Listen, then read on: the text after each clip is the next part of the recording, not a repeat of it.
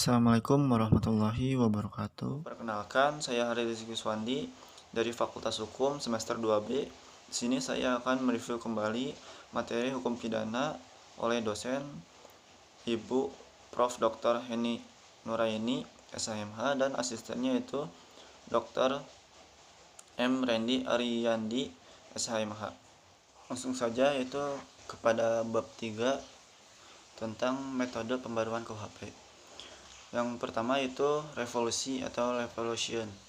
Pembaruan yang dilakukan dengan cara menyelipkan pasal-pasal baru dalam KUHP. Contohnya itu Undang-Undang Nomor 7 Tahun 1974 tentang penertiban perjudian, merubah pasal 542 dalam buku 3 KUHP menjadi pasal 303 bis dalam buku 2 KUHP. Sehingga konsekuensinya dengan berlaku Undang-Undang Nomor 7 Tahun 1974, maka semua macam bentuk tindak pidana perjudian adalah merupakan tindak pidana kejahatan karena diatur dalam buku 2 KUHP dan sanksi pidananya menjadi dinaikkan atau diberatkan karena merupakan kejahatan. Yang kedua itu kompromis, yaitu pembaruan yang dilakukan dengan cara menambah atau menyelipkan bab baru dalam KUHP. Jadi apabila ada aturan yang cukup dengan cara menambah atau menyelipkan saja. Yang ketiga itu global, yaitu pembaruan hukum pidana yang dilakukan secara keseluruhan, baik hukum pidana material maupun hukum pidana formal. Contohnya Undang-Undang Nomor 7 Darurat tahun 1955 tentang tindak pidana ekonomi yang mengatur baik pidana formil maupun pidana material. Selanjutnya tentang periodisasi pembaruan KUHP.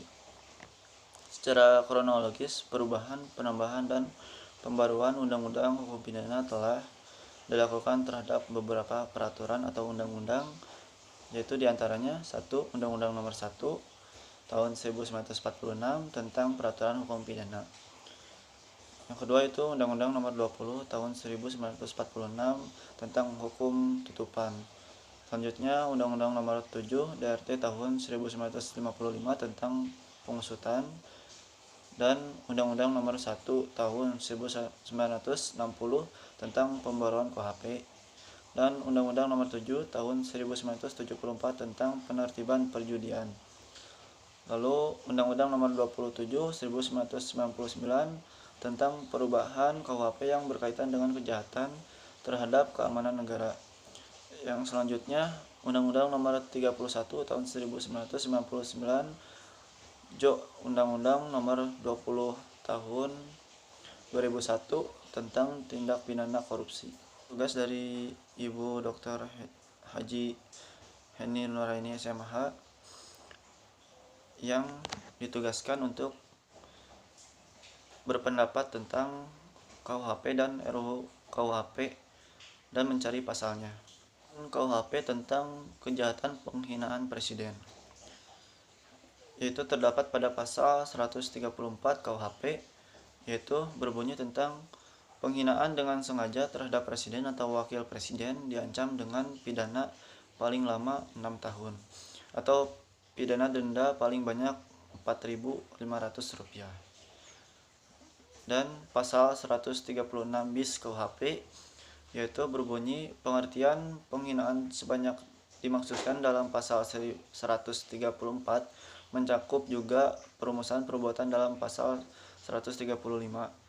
Jika hal itu dilakukan di luar kehadiran yang dihina baik dengan tingkah laku di muka umum maupun tidak di muka umum dengan lisan atau tulisan, namun di hadapan lebih dari 4 orang atau di hadapan orang ketiga, bertentangan dengan kehendaknya dan oleh karena itu merasa tersinggung.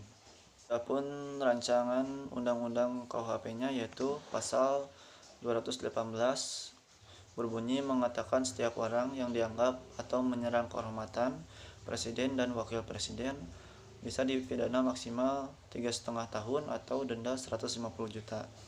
Dan juga pada pasal 219, setiap orang yang menyiarkan, pertunjukan atau menempelkan tulisan atau gambar yang dianggap menyerang kehormatan dan martabat presiden atau wakil presiden di depan publik, terancam hukum paling lama 4 tahun 6 bulan atau denda paling banyak kategori 4 yakni maksimal 150 juta. Dan pasal 220 mengatakan menegaskan perbuatan itu baru menjadi delik apabila aduan dan presiden atau wakil presiden hukuman lebih berat diberikan bagi yang menyiarkan hinaan tersebut. Pada pasal 219 disebutkan ancamannya adalah 4,5 tahun penjara. Menurut pendapat saya sendiri tentang tindak pidana kejahatan penghinaan presiden atau wakil presiden pada pasal 134 KUHP itu kurang setuju karena tindak pidana yang diterapkan dalam pasal itu hanya dalam waktu sebentar dan denda yang sedikit. Sedangkan dalam rancangan undang KUHP pada pasal 218, 219, dan 220 itu terdapat tindak pidana yang sangat spesifik dalam mencakup nilai kejahatan dan juga tindak pidana yang cukup lama dan denda yang sangat besar. Maka dari itu dalam rancangan undang-undang KUHP akan mengurangi jumlah tindak pidana kejahatan penghinaan terhadap presiden dan akan membuat jerak pada para pelaku kejahatan tersebut.